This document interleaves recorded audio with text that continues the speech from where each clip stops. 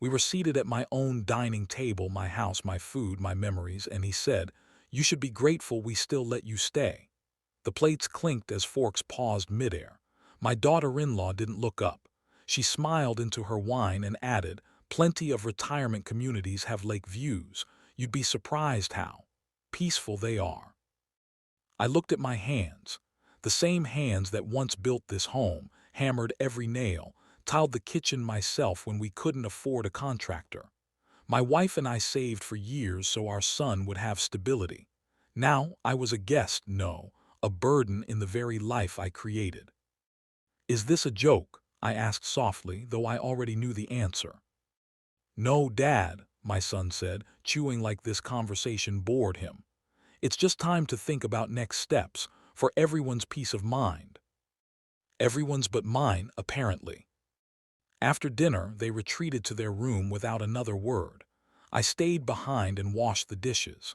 The water was too hot, but I didn't adjust the tap. Pain felt easier than humiliation. In the hallway, the photo of Mary, my wife, was missing from the wall. I searched the shelf, the drawer, the kitchen. Gone, like she never existed. I knocked on their door. "Where's the picture of your mother?" My daughter-in-law called out, "We're just simplifying the decor." It was dated. Dated like me. I returned to my room. The air felt thinner. My chest tightened, not from age but from erasure. They weren't just preparing to move me out, they were rewriting the past while I was still breathing in it. The next morning I found cardboard boxes stacked near the coat rack, labeled in thick marker, "Dad's room." I hadn't said yes. I hadn't even been asked. I stood by the window for hours, watching the backyard I once landscaped with care, now overgrown, neglected. The swing set I built for my son's 8th birthday still stood, rusting in the corner. I wondered if he even remembered. When he came downstairs, I asked, "Why now?" He shrugged. "You don't need all this space. And let's be honest, Dad, it's not like you're getting younger." "And what exactly am I supposed to be grateful for?" I asked, my voice steady. "That we didn't send you to some rundown facility already," he snapped. "You act like you're entitled to stay here forever." Entitled? I built the house, paid off the mortgage, fixed every leak and mowed every blade of grass, and yet somehow I had become the squatter. Later that night, I sat alone at the kitchen table with a piece of pie I hadn't touched. The clock ticked too loud. The room felt too quiet. If anyone's listening, don't make the mistake I did, handing your legacy to someone who never earned it. As I got up to go to bed, I noticed something new, a metal latch installed on the outside of my bedroom door. They weren't just pushing me out. They were preparing to lock me in. They were moving on, and I wasn't invited. It started quietly, a rustle of cardboard, the thud of old novels packed without care. I walked into the den one morning and found my shelves half empty. No warning, no permission, just hands removing decades of my life. "These are just books, Dad," my son said, not looking up. "We're trying to make space." "For what?" He smiled, patronizing. "You'll adjust." I wanted to scream. Instead, I nodded. I'd learned long ago that silence doesn't mean weakness. Sometimes it's strategy. Later, I passed the hallway. The spot where Mary's photo once hung was bare. No nail, no frame, like she'd never existed. I stood there longer than I should have. When I asked, my daughter-in-law chirped from the kitchen, "We're updating the look." It was all starting to feel old. "Old," I repeated. My room hadn't changed yet, but the guest room had. Her sewing machine was gone. A sleek desk replaced it. 2 monitors, a vision board. My wife's quiet sanctuary replaced by vision quotes and tech wires. I asked gently, "You moved Mary's things?" "It's an office now," she said. "You don't really use it, do you?" I looked at my son. He avoided my eyes. "Dad," he said, slow like I needed help understanding. "You need less. We're simplifying. It's better for you." For me. That night I opened my drawer looking for a photo of Mary. Instead, I found empty folders, my bank statements, my will copies, gone. I checked the file box in the closet, empty. No one had robbed me. They lived under my roof. I stood in the doorway of the spare room, their new office, and watched them laugh at some show on their shared screen, wine in hand, not noticing me, not seeing me. I used to believe grief ended after the funeral, but it doesn't. It lingers in forgotten birthdays, in quiet erasures, in locked drawers that used to be yours. I sat on the edge of my bed and stared at the door. I wasn't paranoid. I was being edited out of my own story. And they weren't saying goodbye. They were just making sure I didn't notice I'd already been replaced. Some faces remind you who you were before life tried to erase it. The grocery store was never mine to enjoy. It was my daughter-in-law's territory now, lists, apps, budgets I wasn't consulted on. I just tagged along, pushing the cart like a ghost in orthopedic shoes. But that morning I wandered off, lingering by the produce aisle longer than usual. Maybe I was stalling. Maybe I just wasn't ready to go home. "Mr. Lawson," a voice called out, hesitant but warm. I turned. A tall man in his 40s, dressed sharp, with kind eyes I hadn't seen in decades. Mason, one of my students from my early teaching years. I had coached him through loss, through hardship, through a scholarship interview he never thought he'd win. And now here he was full circle. "Mason," I managed. He didn't hesitate, just wrapped me in a hug like no time had passed. "You haven't aged a bit," he said, grinning. "Liar," I replied, but for the first time in weeks my smile wasn't forced. We walked to the corner cafe I used to take Mary to after church. I didn't mean to open up, but something in his calm made it safe. I told him about the small things, the packed books, the missing files, the photo of my wife gone without a word. He leaned back, nodding slowly. "Theft without fingerprints," he repeated. "That's how they do it now." "I sound crazy, don't I said, watching the steam rise from my cup. "No, sir, you sound like someone being gaslit." His words struck hard, not dramatic, just accurate. "You once told me," Mason continued, "that power isn't always loud, that dignity is sometimes quiet but documented." He leaned in, voice low. "Let's document everything. I don't even know where to start." "You already did. You told me the truth." His certainty made me sit straighter, not because I believed in justice again, but because someone finally believed me. "Why now?" I asked. "Why show up today of all days?" He sipped his coffee and shrugged. "Maybe you needed reminding you're not invisible." "Not to all of us." When I got home, the lights were off. My son had taken the keys to the garage. The lock on my bedroom door, it had a new latch. But I didn't feel cornered. For the first time in months, I had something they didn't. Someone who saw me, and a reason to fight like hell. The sound of paper can betray you faster than words. Mason sat across from me at the kitchen table, sleeves rolled, patience carved into his face. "Let's go through everything," he said, tapping a small stack of folders. I didn't argue. I just nodded, sliding him the old tin lockbox my wife, Mary, used to guard like scripture. It still smelled faintly of cedar and lavender, her scent, frozen in time. He sorted through old insurance forms, property records, mortgage slips, things I hadn't looked at in years. Then, near the bottom, he froze. "This one," he said quietly. It was our estate trust, the one Mary and I signed before she passed. I remembered the day clearly, her weak hand still clutching the pen, smiling as we wrote our final signature side by side. That paper had meant safety. Mason held it up under the light. "When was the last time you saw this?" "Years," I said. "Mary put it away after we signed." He turned the last page toward me. My breath caught. There below my old signature, another one. My name, but not my hand. My son's doing. "Mason," I whispered, "that's not mine."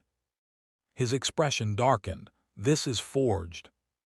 My heart raced as he laid the copy beside the original draft, the one we'd kept scanned on my old USB drive. Every curve, every line mismatched. He added a witness line, too, Mason said, voice hardening. Fake notary stamp. This isn't sloppy, it's calculated. I leaned back in my chair, staring at the ceiling, hearing Mary's voice in my mind. Always trust the paper trail. Why would he? I started, but stopped. I already knew. He wanted it all: the house, the savings, the land I'd built fence by fence. Mason didn't wait. He scanned the document and sent it to someone in his contacts. Friend of mine, he said. Estate law, sharp as they come. Minutes later, her reply came through. This is fraud and elder abuse. If verified, it's criminal. Mason turned his phone toward me. We have proof now. I rubbed my palms together. Proof means nothing if no one believes the old man holding it. Then we make them believe, he said. You taught me once that evidence doesn't beg, it speaks. I didn't know whether to cry or laugh. Somewhere between shame and relief, I felt my spine straighten again. We reboxed the papers. Mason double-checked the scans, labeling each file with quiet precision. We'll timestamp everything, keep a copy off-site, and when we're ready, we move. As he left, I stood alone in the hallway, holding the forged trust under the dim light. My son's pen had tried to bury me alive, but he forgot that even old hands can still dig. In the silence that followed, I slid Mary's wedding photo beside the document and whispered, You were right, love. The paper trail never lies. Outside, thunder rolled across the horizon, distant, deliberate. The storm had just begun. Sometimes justice begins with silence and a lens. Mason arrived just after dawn, carrying a small box the size of a paperback. Motion triggered, HD quality, night vision if needed, he said, opening the frame of an old photograph on my bookshelf. Behind my late wife's smiling face, he tucked the camera snugly. I stared at her image, calm, trusting, and whispered, Let's protect what we built. We planned it simple. Bait the hook, leave the will on my desk, wait. I placed the trust documents just slightly crooked on purpose, like I'd been reviewing them but forgot to clean up. Then I walked out to the porch and sat with a newspaper I wasn't reading, heart thudding louder than any headline. Around 9:30 that night, I heard the door creak open. Footsteps, soft, deliberate. Then his voice. I'm in his study now, yeah, the papers are here. I stayed frozen. Mason had warned me, no confrontation, no acting, just let it happen. He's getting worse, my son continued, flipping through the documents. Barely remembers what day it is. Honestly, he'll be out soon anyway. My hands tightened around the armrest of the rocking chair. A pause, papers rustling. I'll send you a pic, he said. The flash popped once, twice. Then, it's basically mine already. Silence again, then the door closed softly. I waited another 20 minutes before stepping inside, like a trespasser in my own house. Mason met me the next morning. He didn't say much, just plugged the drive into his laptop and pressed play. There he was, my son, my own blood, leaning over my desk like he owned the place, phone in hand, smile like a knife, every word caught, every lie sealed in digital clarity. I trusted him, I said, barely above a whisper. And now we prove he doesn't deserve it, Mason replied. I nodded, not with satisfaction but with resolve, because this wasn't about revenge anymore. It was about survival, legacy, proof. Mason copied the footage to 3 separate drives. One went in the safe, another to his lawyer contact. The third, mailed in a padded envelope with no return address, insurance, he called it. As he left, I stood in the hallway outside my study, eyes fixed on the photograph frame that now held justice in its hollow shell. My wife's smile hadn't changed, but mine had. They say betrayal feels like a blade, but this was a slow poisoning, silent and legal. I sat across from Helena in her office, the ticking wall clock louder than any conversation. She hadn't changed much since Mary and I first met her decades ago. Same sharp eyes, same way of cutting through pleasantries like a scalpel. She took one look at the photocopied trust and the flash drive Mason handed over, and her jaw tightened. "It's not just the forgery," she said, flipping through the paperwork. "He's filed for financial guardianship. That's how he's bypassing your decisions. He's quietly declaring you incompetent." I didn't speak. I couldn't. My throat felt like sandpaper. My hands stayed folded in my lap, not from politeness, but because I didn't trust them not to shake. Mason leaned forward. "Can we fight it?" "Absolutely, but we'll need more than just outrage," Helena said, already scribbling notes. "We need a clean trail, proof of cognitive ability, a psychiatric assessment, witnesses to your lucidity." "I'm not crazy," I muttered. "You're not," she replied firmly. "But he's counting on silence and assumption. We're not giving him either." Mason placed the original will on the table, the one Mary and I had signed together, the one with no mysterious second signature added later. "We rewrite the ending," he said. The line lingered in the air. It wasn't said with anger. It was said with purpose, like a craftsman ready to fix a cracked foundation, not demolish the house. Helena glanced at me. "Do you want this to go public or quiet?" I looked at the window, where the winter sun barely reached through the blinds. "I want the truth," I said. "Let it go where it needs to." "Then we act now, no delays." She handed me a packet. "This outlines what we'll file: a challenge to the guardianship claim, plus a trust protection order." I flipped through the pages, not because I needed to read them, but because I needed to feel control in my fingertips again. "When did he file the guardianship?" I asked. Helena tapped her keyboard. 3 weeks ago, right after your last hospital visit. He claimed you were showing signs of memory loss, disorientation." I had a blood pressure drop, I said. "That's it." "He doesn't care. The timing works in his favor, legally speaking." I nodded slowly. "Then let's make the next timing favor us." Helena gave me a faint smile, not kind, approving. We stood. Mason gripped my shoulder briefly. "He thinks you're too tired to fight," he said. I met his eyes. Then he's forgotten who taught him how to stand his ground. Outside, the wind had picked up. Dry leaves scraped across the pavement like whispers. But in my chest, something was finally still. They wanted my silence. Instead, I rewrote the ending. Helena moved quickly. Her office became a war room. While others were exchanging holiday cards, we were drafting legal blows in plain white envelopes. "This version," she said, sliding the paper across the desk, "names Mason as trustee and guardian of estate continuity. You retain full rights until and unless you choose otherwise." I ran my fingers along the clean signature line. My name still mine to sign. "And the old trust?" I asked. "We're sealing it. With evidence of forgery on file, this revision supersedes it under protective review. It's bulletproof." Mason sat beside me, posture steady, eyes unreadable. He hadn't asked for this role, but he didn't flinch either. "You okay with this?" I asked.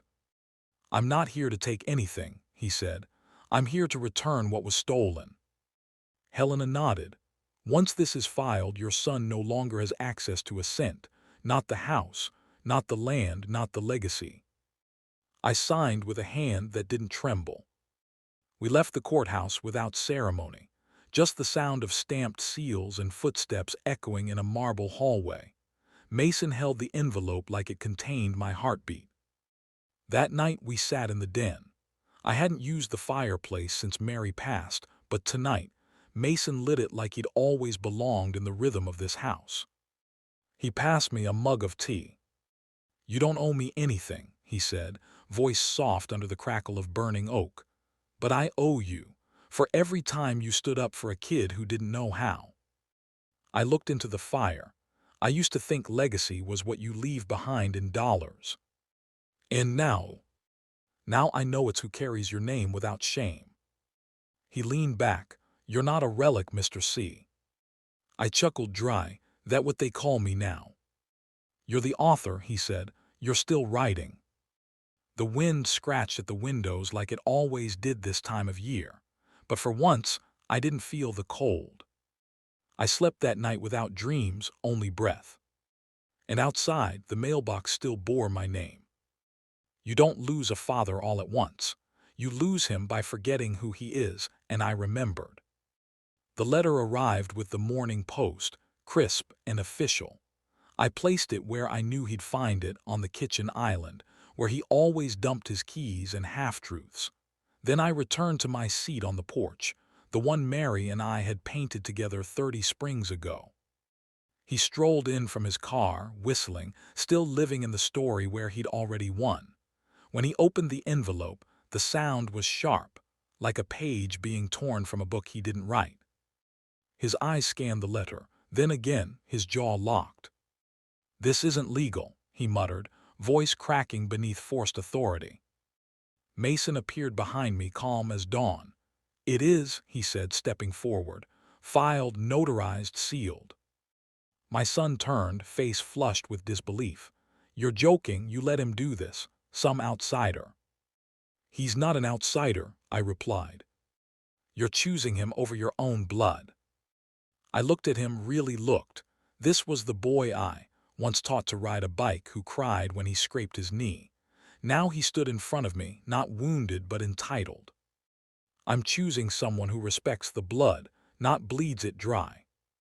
He scoffed, then hurled the letter onto the porch floor. "You'll regret this, old man." Mason didn't flinch. "You should go," he said. My son glared at him, then at me, expecting something. Anger, fear, maybe forgiveness. But I only offered silence, and that silence held more power than anything he'd ever said to me. He stormed off, footsteps pounding like accusations on the gravel. I bent down and picked up the letter, brushing off a speck of dust. Mason placed a hand on my shoulder. "Still okay?" he asked. I nodded. "Better than I've been in years." In the fading light, I watched my son drive away.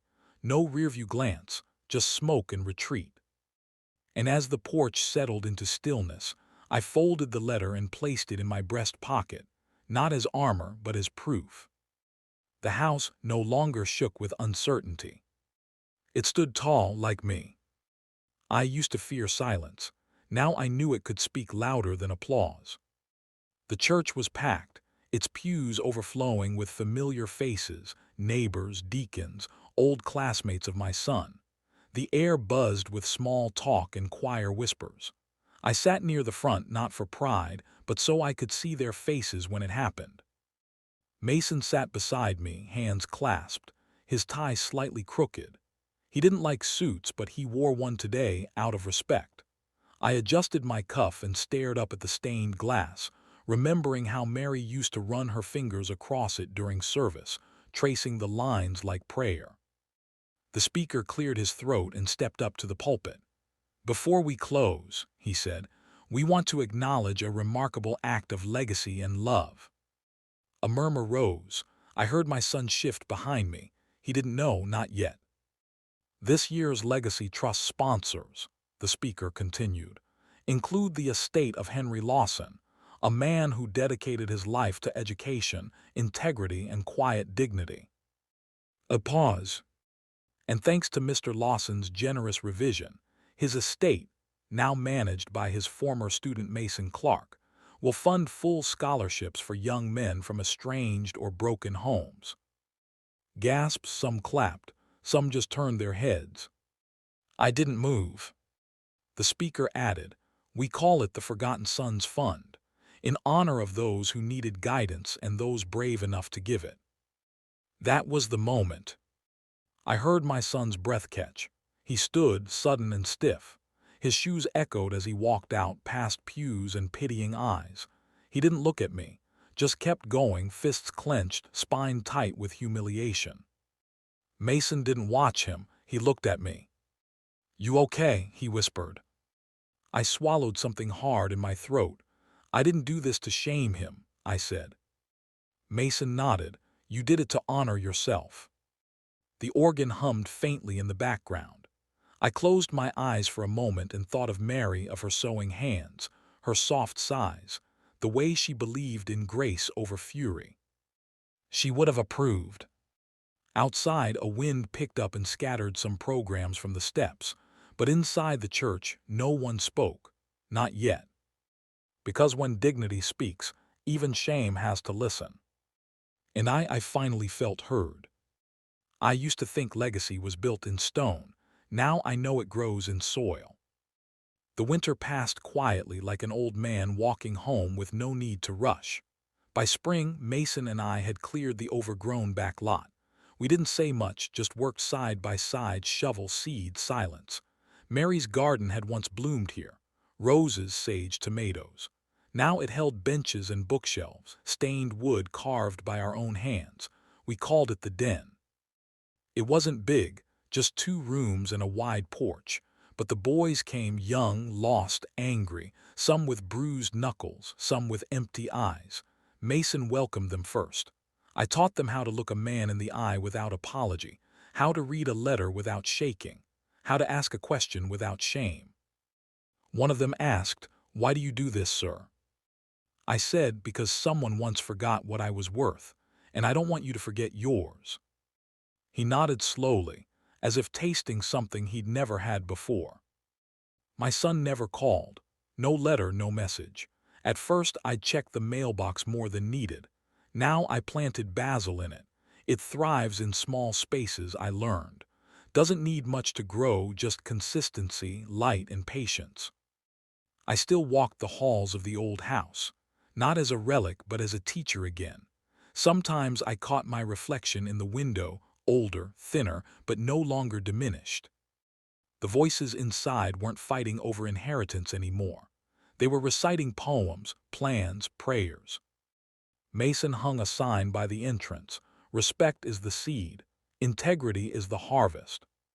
I didn't write it, but it sounded like something Mary would have. When I sat under the fig tree at dusk, I didn't replay arguments or regrets. I listened to laughter, pages turning, tools clinking in the workshop. Legacy wasn't something you leave behind. It's something you build into others. And mine was finally standing tall, rooted in truth, not bloodline.